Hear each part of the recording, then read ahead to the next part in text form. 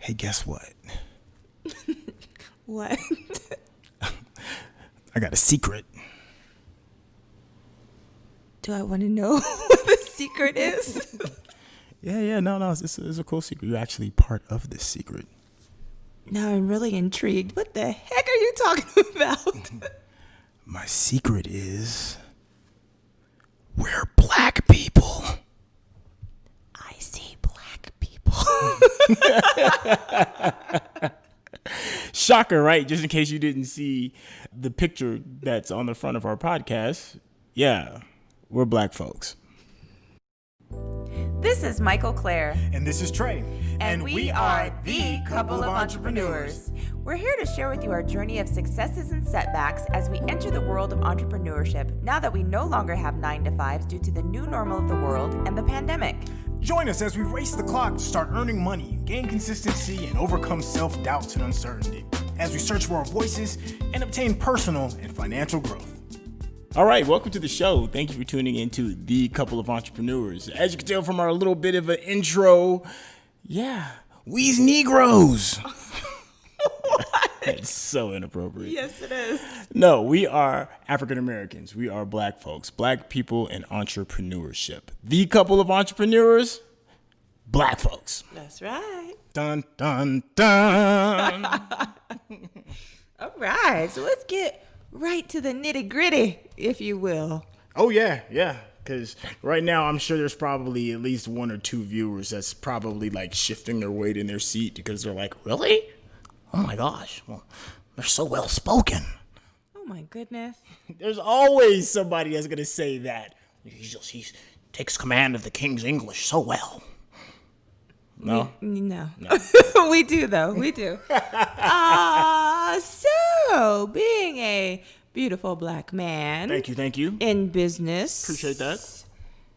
How do you feel that plays a role in all of your entrepreneurial endeavors? Good question. It does play a role. I work in an industry where I can hide myself. And I think that there is a benefit to that depending on what it is that you want to sell.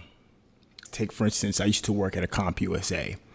And I used to work at the computer department because I was so techie. That was just my thing. And unfortunately, because I lived in part of a neighborhood that was very affluent, there wasn't a whole lot of minorities there. So when the customers would come into the store and then they would see me in the computer department, you could just read the look on their face. You know, it was a little bit of a, oh, gosh, I'm going to have to talk to a Negro today.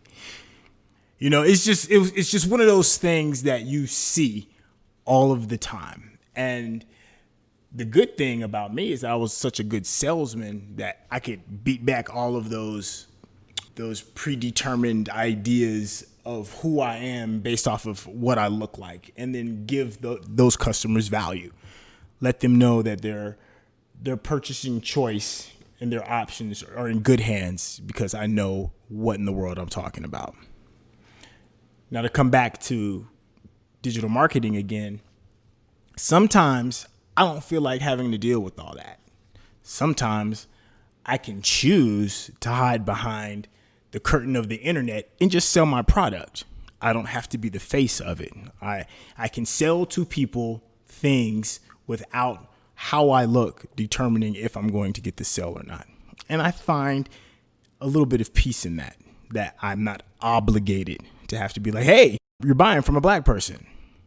I do have other parts of my business where I can show myself and want to show myself because I want people that look like me to feel comfortable and know that there's other folks that look like them that are capable of selling things. So, yeah, my race does play a part. How do you feel being a black woman in entrepreneurship? Does it affect you? And how? Well, I'll start with talking about how it affects my cake business, and then I will be specific to online sales.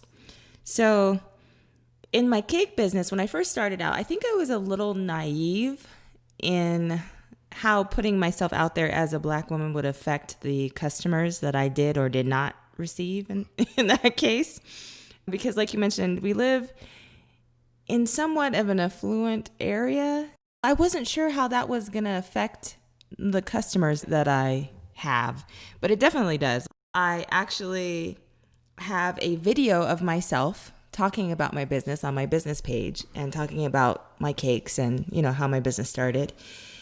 And I did not realize that putting myself out there as a Black woman would affect whether or not people bought a cake from me. Like, I didn't think that one thing had to do with the other. If the cake is good, if the product is good, why should my race affect whether or not you buy a cake? Right. But the more I put myself out there, I realized that in, different groups, I would see people offer their services as a cake maker. And then I would offer my services. And it was like, I would be ignored, whereas all these other people were being praised and just, oh, they're so wonderful. And this is my go-to. And I was like, wow, I really didn't know that would make a difference as long as the product was a quality product. Right. So that was an eye-opener for me. And now, like you said, I think that being able to kind of pick and choose when I disclose that on the internet, it feels like a benefit in a way. And I know that sounds kind of shameful to me to hide who I am, but the fact that someone else can pick and choose whether they buy from me based on that, I should be able to pick and choose whether I disclose it. Right. That's how I view it as of now. Yeah, I've struggled with a bit of a guilt of feeling. It's like, am I over here running from who I am in order to get this sale? And the short answer is, yeah, and I don't care. I'm here to get the money. And if I think that me getting the money is going to come a lot easier by not being the face of my product, then why not? I can't run from who I am. I am who I am. There's nothing that I'm going to do that's going to change that. But who I disclose that to is a choice, especially when you're dealing with the anonymity. Anonymity? Anonymity. The anonymity. Yes. Look at him. He doesn't seem to speak so well anymore, does he? Not after all. Not after all. I say all of this in jest. I know this is a very sensitive topic, and I'm sure there's a lot of people out there shrugging by me using the word Negro and Black and whatever predisposition that you have regarding those words or race. All of that plays into the factor of sales. All of it, be it the words you use, the imagery you use, the culture of the product, all of that plays a part. And if you want to get the money and maximize your sales, then it's your choice to disclose whatever you want.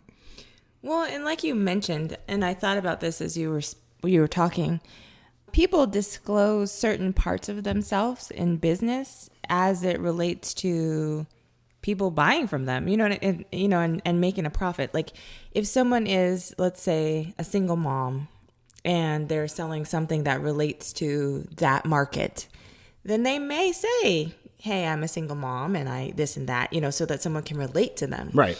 So, not everyone is going to disclose everything about them, nor should they have to in order to be successful.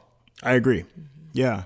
There's going to be times, especially if you're doing internet marketing, and even more so if you're doing affiliate marketing, that you could be selling things that you may not necessarily be an expert on. And you disclosing your race doesn't have anything to do with that particular sale. Let's just say I'm selling fishing equipment, and I may not know I may not be the biggest aficionado on what lures or whatever it is that goes into fishing equipment. What additional help is it going to be for me to be like, hey, before you get these fishing lures, I just want you to know that I'm Black. It's like forcing the narrative where the narrative may not be needed. Sometimes you just need to be like, I'm selling these fishing lures, and just get straight to that. Well, and if you think about like the large corporations, the large businesses, like who owns Walmart? I mean, I'm sure there are people out there that know. But I mean, is it a black person? Is it a white person? Or do you just go to Walmart because they have lower prices? Right. So I think you have to take that into consideration. Like, is that really that big of a thing when you're purchasing?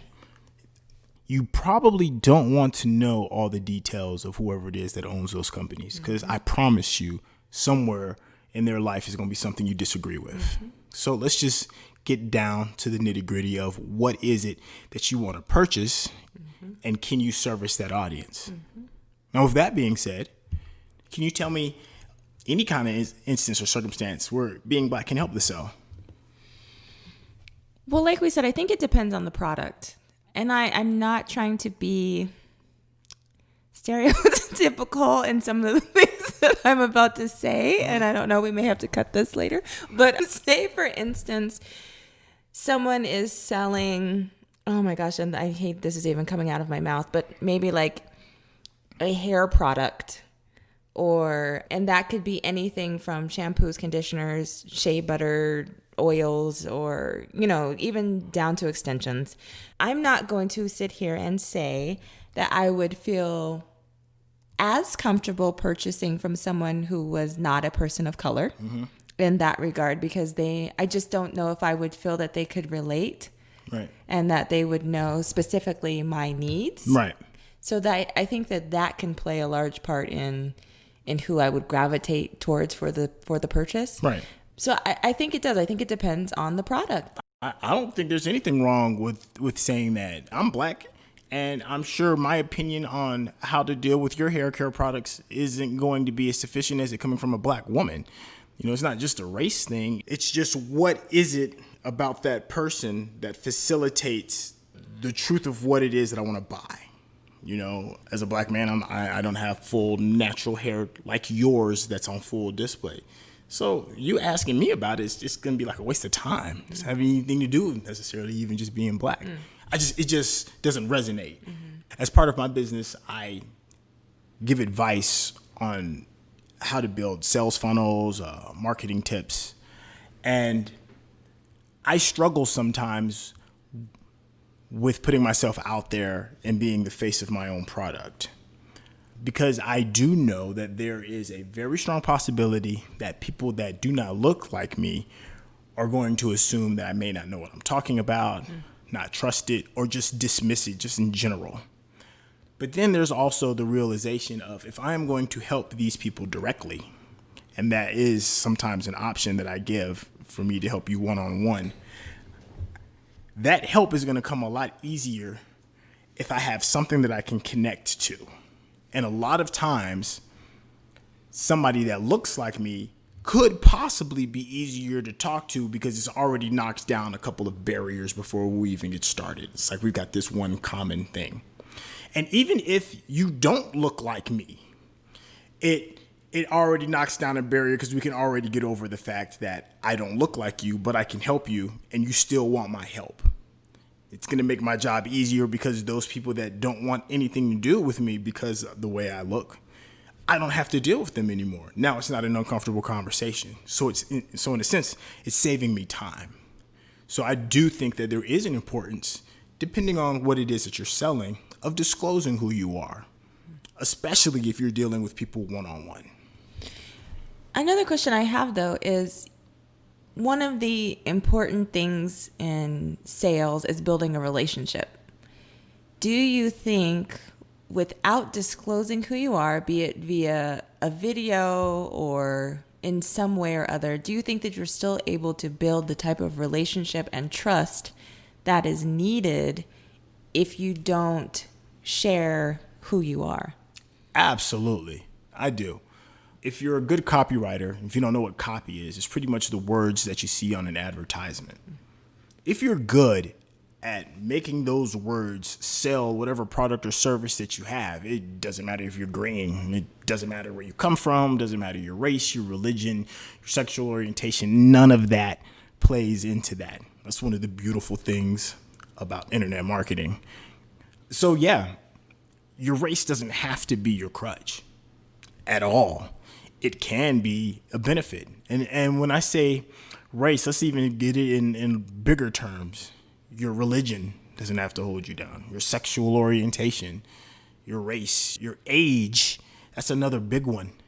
None of that has to play a factor unless you want it to. If you feel that any of those things can help you connect with your customer better, it would be a good decision to use that tool, because then it becomes a tool to help you. But if you feel that it doesn't really add anything to the game, then why disclose it just for the sake of pride? I don't understand that part. Get the money. So when you're dealing with, all of these things that come with your journey as an entrepreneur, when you're looking for or seeking advice or groups or a mentor or a coach, do you think that there is a benefit to having people around you that are of the same race, ethnicity, people of color, or women if you're a woman, or men if you're a man? Do you think there's a benefit to that? I would assume so. I don't think people want to hear that, but I do think so. I think that women entrepreneurs would probably benefit a lot faster and quicker if they hung around a lot of other women entrepreneurs, because there's pieces of that struggle that I'm not going to be able to connect with 100%. I might be able to empathize in some areas, but not fully connect. If I was talking to a group of Native American entrepreneurs, there is going to be a bit of a disconnect because I'm not Native American. So whatever it is culturally that helps get that information exchange in order to learn is going to be a lot smoother if it's coming from somebody within that culture. It doesn't have to be strictly just a race thing. It's just what other small segment that you identify with. If there is somebody else within that segment, it'll probably be easier to learn from that person.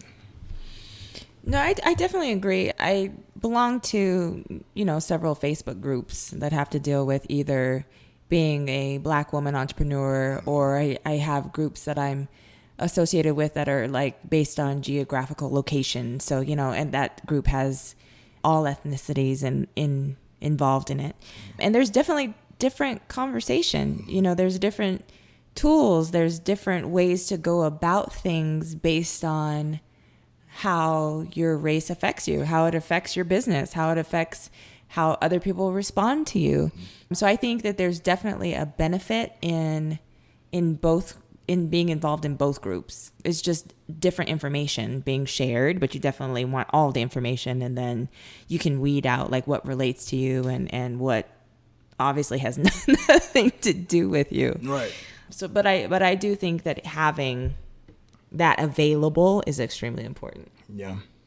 I also want to put out there that I think you would be doing yourself a disservice to only limit your interactions to groups or segments that you are close to. Mm-hmm. There could be a group of Polynesian women who are the best accountants in the world. And if you're wanting to become one of the best accountants in the world, you might not be Polynesian, you might not be a woman, but it would probably be in your best interest to try and get in that conversation because they've got information that you need. You cannot be scared to step outside of your comfort zone just because you don't fit the bill. So if you're Black and you feel some kind of way about joining some Mexican group, Latino group, or Cuban group, or group filled with nothing but white people, be bold. Step in there and be like, this is who I am. You've got some information that I need. Add to the conversation, show your value by either being respectfully quiet or add good information that benefits everybody, and then reap the rewards. You should be joyful and happy with whatever group that you're in, and it should never be considered a disadvantage unless you want it to be a disadvantage to be who you are. Love yourself. I promise you there's a market for somebody that looks and believes in the things that you do. So I'm going to go ahead and put a pin in it from there. My magical, colorless, racially ambiguous pens. My non-gender descript pins. Oh my goodness. I just want to make sure I check off all the boxes. You got them. We got most of them. All right. Thank you so much for checking in with the couple of entrepreneurs, Mikel-Claire. Trey Murphy. Please hit that subscribe button. Tell your friends about us. Let the world know that being an entrepreneur is super dope.